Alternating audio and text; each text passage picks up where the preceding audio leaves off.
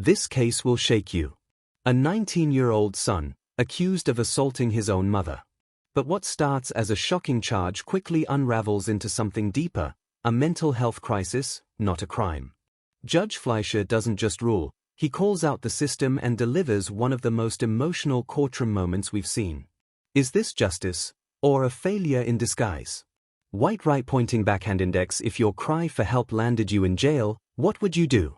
Drop your thoughts in the comments and buckle up, this one hits hard. Good morning, Mr. Westbrook. Mr. Westbrook, you're charged with assault of a family member. You're facing up to a year in jail and or a $4,000 fine. We are going to do probable cause. You have the right to remain silent. Anything you say can or will be used against you. You have the right to have an attorney present. If you cannot afford one, one will be appointed to you, sir. Yes, Judge. On November 10th, 2024, the officer was dispatched to a residence in Harris County, Texas. The officer made contact with the complainant. The complainant stated the defendant, the complainant's son, and the defendant's friend had broken a window to get inside the night before. The complainant stated that she woke the defendant up and told him his friend had to leave. The complainant stated that she questioned the defendant about her missing prescribed oxycodone, and the defendant became irate, and the defendant struck the complainant with an open left palm across the right side of her face, causing pain. And here's the turning point. A slap, a destroyed residence, a knife to his own throat, and a mother on the phone with dispatch. This is more than just criminal behavior, it's a full-blown crisis. Judge Fleischer sees it immediately, ordering a drug test not for punishment, but to understand what's really going on inside Mr. Westbrook's mind. This isn't just about law, it's about unraveling the emotional chaos behind the act. Was it addiction? Mental illness? Or both? The legal stakes are high, but the emotional ones? Higher. Fire, would you say the judge is being too soft here, or is this exactly the kind of leadership we need in courtrooms? Comment below. The defendant began to destroy the residence, grabbed a kitchen knife, placed it to his own throat, and fled as the complainant was on the phone with dispatch. All right. Mr. Westbrook, I'm going to find that there's probable cause to go forward with your case. I'm sending you now for a drug test. I want to know what, if anything, is in your system. You're not to use alcohol, illegal drugs, unprescribed controlled medication. If I find that you're using, I will put you in custody. If you have a problem with drugs or alcohol, Mr. Westbrook, you better tackle it, because if you don't, I'm going to do it for you. And I promise you, you're not going to like the way that I do it. Do you understand? Yes, Your Honor.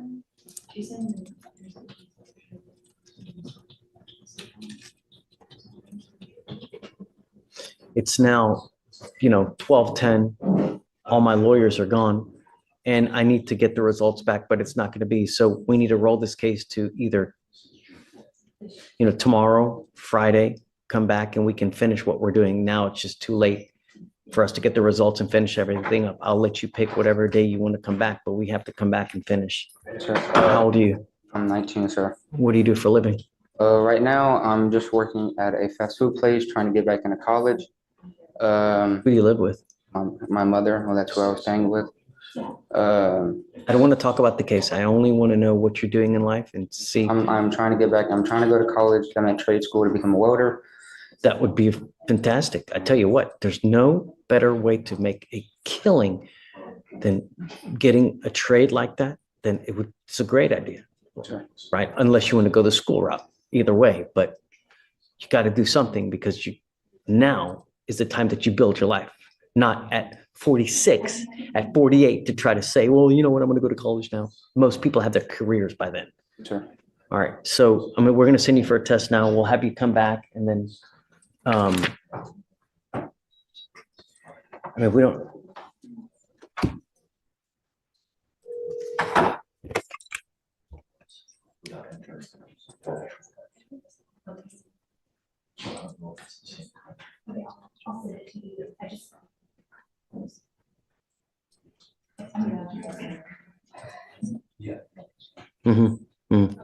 Yeah.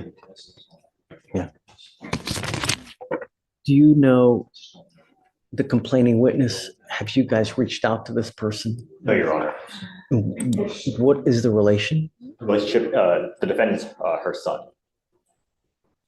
That's the mother, Your Honor. The complainant. So the complaining witness in this case is mom. Mom. Yes, Your Honor. I want you to understand something. This is where it gets even more complicated. Judge Fleischer issues a protective order, effectively barring Mr. Westbrook from contact with his own mother. That's a massive legal move. Even if the alleged victim forgives or recants, the protective order still stands. And here's why. Under Texas law, it's not about the intent of the person, it's how the victim perceives the interaction. So even a side-eye or sarcastic comment could land Westbrook right back in jail. The law here is crystal clear. Emotional volatility is no excuse for threats, even unspoken ones. Scales, do you think a protective order is necessary in this case? Or does it only make the situation worse for someone already struggling? Mr. Westbrook, that I'm issuing a protective order and your mom is now labeled as a protected individual. You cannot commit family violence or an assault against this person, commit an act in furtherance of an offense under section 42.072 of the Texas Penal Code, which is the stalking statute. You cannot threaten, harass, use another person to communicate a threat or harassing behavior. What you need to understand is what is threatening or harassing doesn't matter what you think.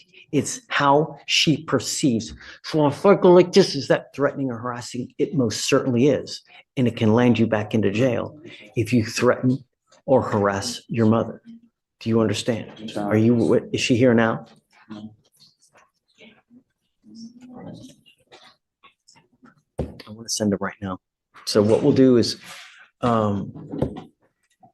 guys, this is Westbrook.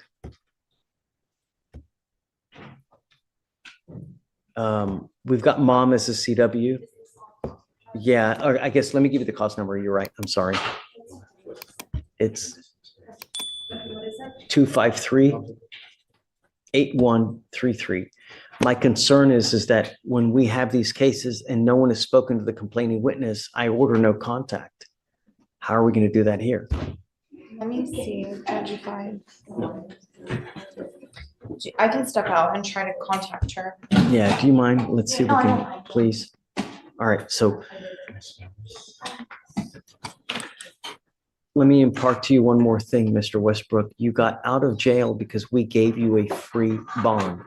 When we revoke bonds, we normally set them in around 5, maybe 10,000, maybe 15, depending on what happened. If you don't have anyone to pony up that kind of money, you will be stuck in custody until these cases are over with. So when you're out there in the free world, think before you act, think before you speak, because it may be very well. Do you understand me? Your Honor. Okay. What did you want to say?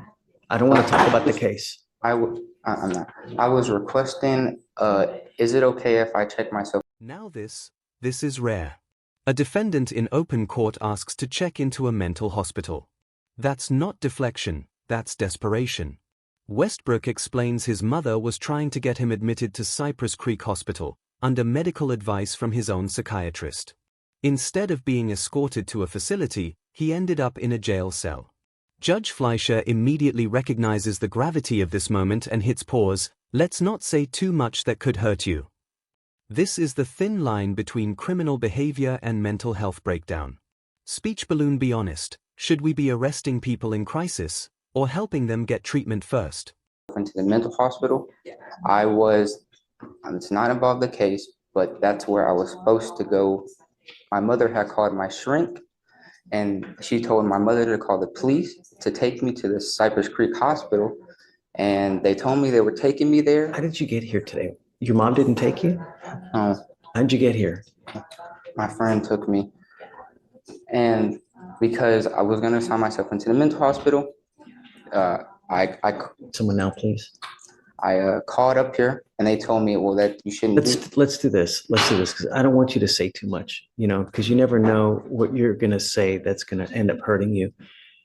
I do, above all else, want to get a test today, because I want to know what, if anything, is in your system. Yes, Your Honor. I want to do that. If you fail to go test, if you fail to, I'm going to revoke your bond. I want you to know that. I just want to know what's in your system. And no more dope. It could be very well affecting your life in more ways than you know. When you take, do you take medication prescribed by a doctor? And that's what we're working on. Okay.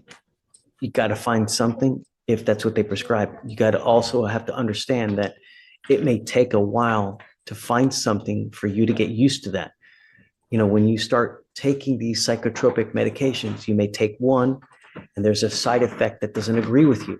So you move on to the next one.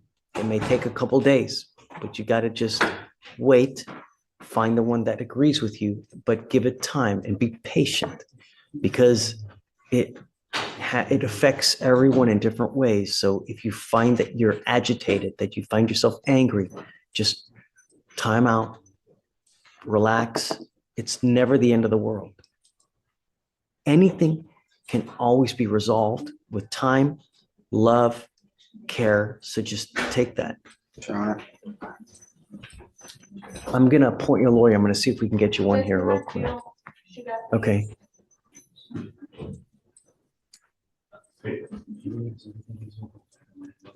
Jillian, this is Mr. Westbrook. We're going to have him just sign conditions. We'll send him for a test now. They're reaching out to mom. Mom's a complaining witness. He's thinking about checking into a hospital. If you feel that that's something that you like to do, great. That's a good thing. Just want to get help. It's anytime you try to help yourself like that, that's great. And I'm proud of you for doing it, because not many people realize that, hey, I may need this kind of help. And we're support you. Anything you need, we're there to help. I can't give you a ride, but do you have a ride here now? Yes, sir. Okay.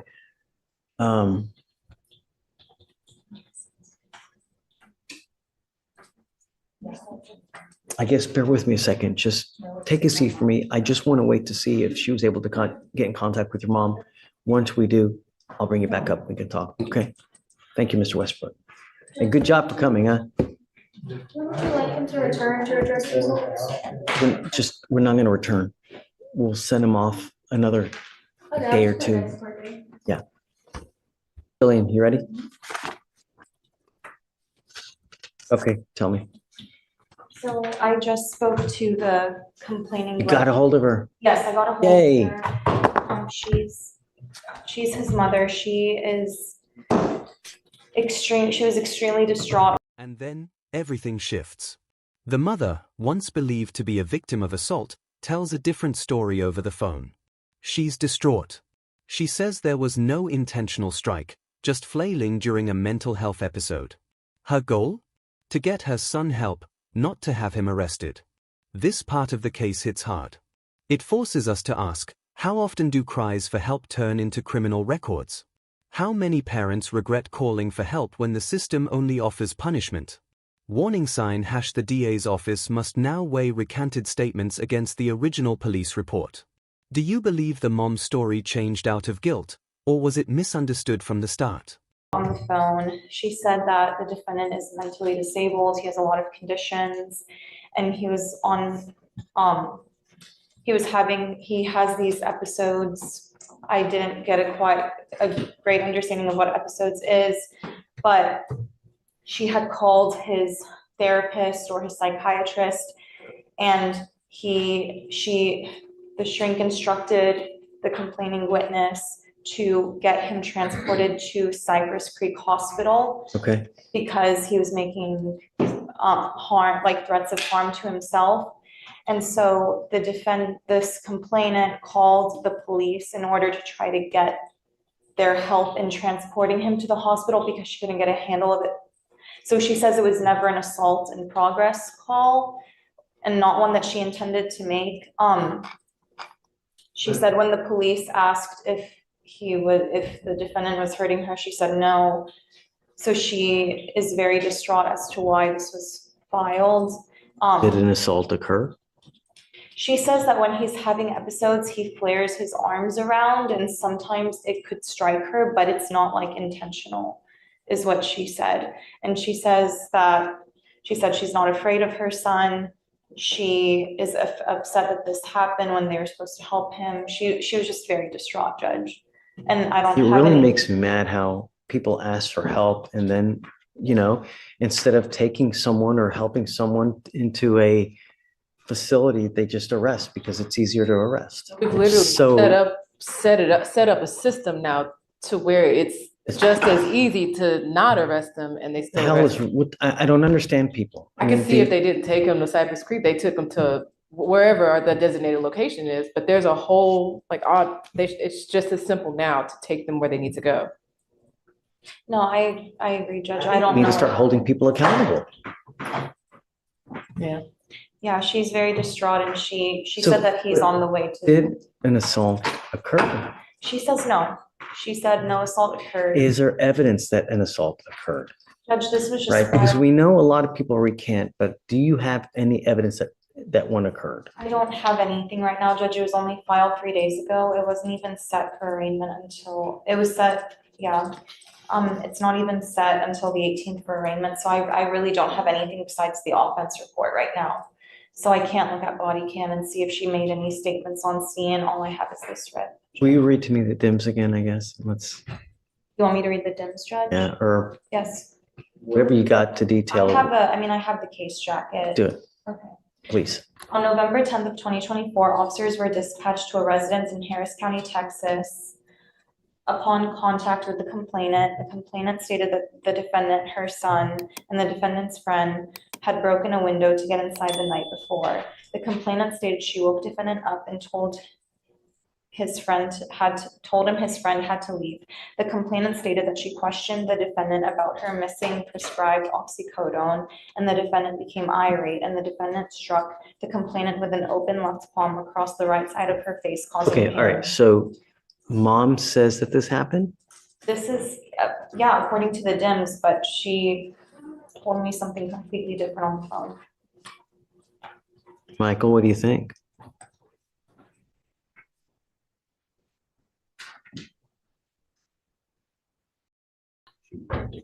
She's recanting, yes. Is this a bond? Are you approaching on bond condition? No, No. Okay, PC? just on PC. PC. Ultimately, what's happening is she called the police in an effort to get mental health help. But what ended up happening is they just took him to jail.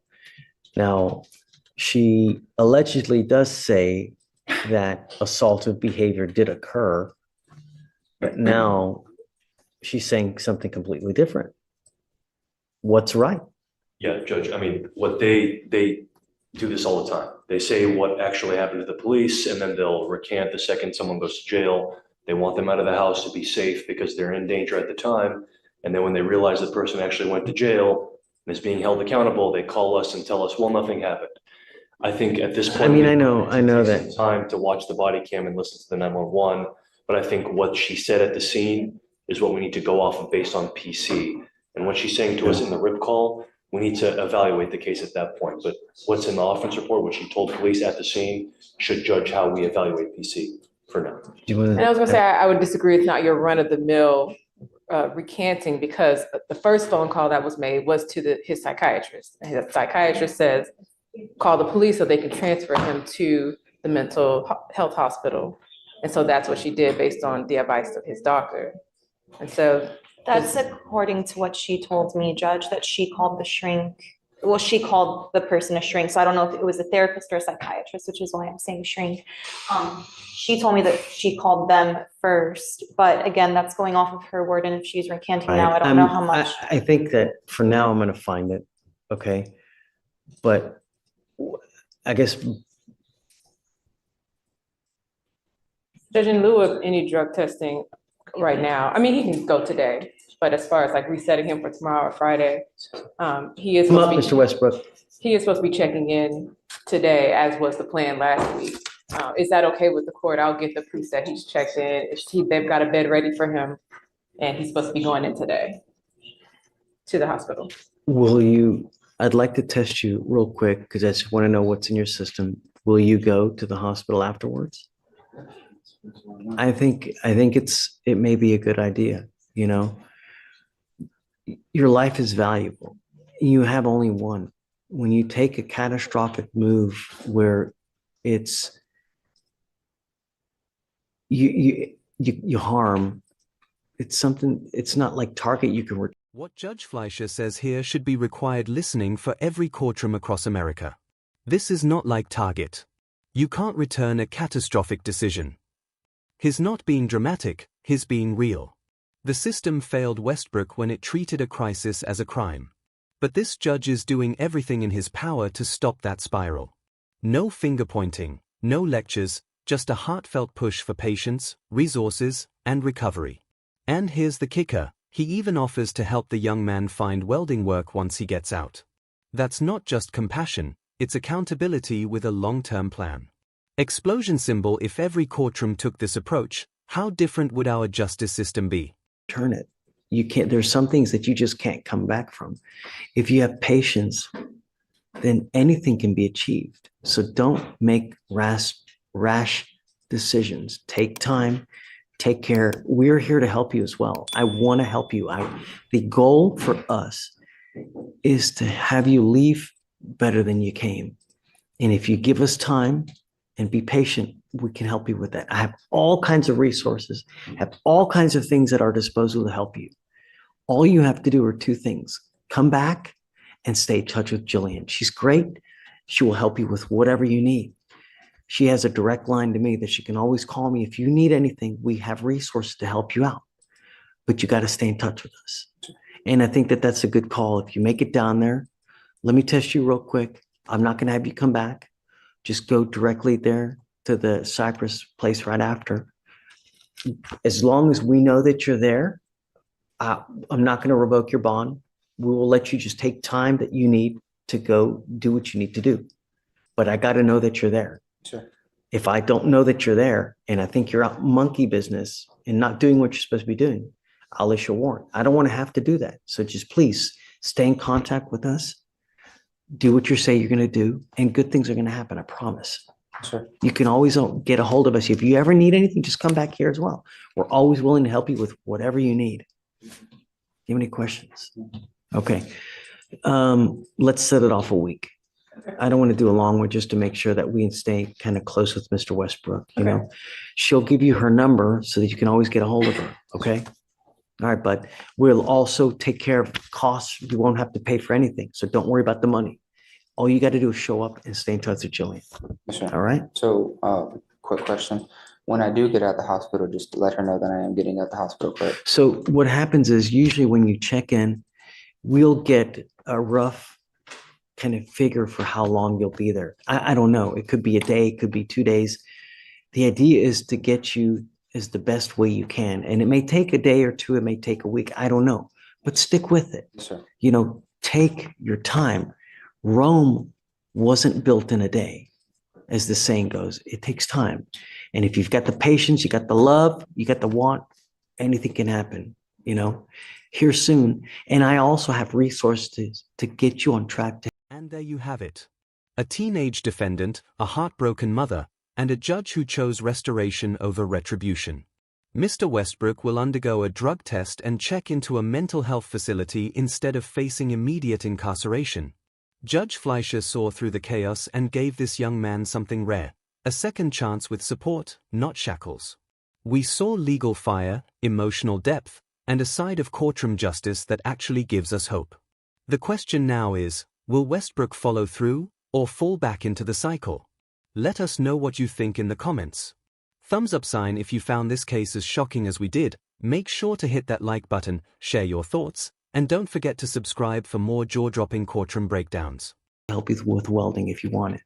I know people, and I'll help you out with it. If you help me with yourself, I will help you with the job aspect afterwards. I promise. Sure. You know? Okay? Sure. All right, Mr. Westbrook. Best of luck to you, okay? We'll see you soon. Yeah. All right. Thanks, Jillian. Good morning, Mr. Garza. Do you have a lawyer today? Order in the court. I do not. What are you doing about that? I can't afford an attorney, Your Honor. Why not? I don't make enough, Your Honor. And I'm not able to save. How many enough lawyers did you speak to? I've spoken to at least a minimum of 10 lawyers. And if just to get a lawyer down right now, like just for a down payment is at least $1,000 down. That's beyond anything I can afford at this What do point. you do for a living? I'm a security officer for the Houston Astros, Your Honor. Okay, and how much money do you make a month? I want to say estimated around, Estimated, how much do you, I mean, you know exactly how much. okay, so I take home around 1,800 a month. And Is it every 2 weeks or every month? every month. 1,800. Mhm. What expenses do you have? I have a child support loan. I do pay rent and utilities. Yeah. How many what? Kids? Kids, just one. And do you pay child support out of your check? Please or take it out into the. I'm sorry, Your Honor. I didn't hear you. Pay for the child support? Does it come out of your check? Comes out of a check every week. I'm glad that you're paying child support. That's a great thing. I'm proud of you for doing it because not many do. I'll have you fill out an application. Let me take a look at it. And then if you do qualify, which I think you probably will, then I'll grant it for you. Okay. The other thing is this, though, is that you got to understand that there's a lot of timing requirements with the DWI. And if you don't hire a lawyer quick enough, it's very possible that your driver's license gets suspended and you're not able to drive. Do you have a Texas driver license? I do, still valid. Okay. And you, Pending hearing, Your Honor. sorry, say it again? Pending hearing with For the- Texas Department of Public Safety. Got it. Okay, so just beware that that's an important hearing. You could lose your license, so. The lawyer we give you now is not gonna do that. That's something that you're gonna have to do on your own, or you typically will hire a lawyer to represent you in that hearing. I think it was a $200 some So I don't dollar. wanna, but that's something that you can do on your own. We pay for the criminal case, not for your, because that's a civil case. Okay? All right, if you want to get on over there, we'll give you an application, we'll have you sign a reset, and then we'll have you take a signature box. Please.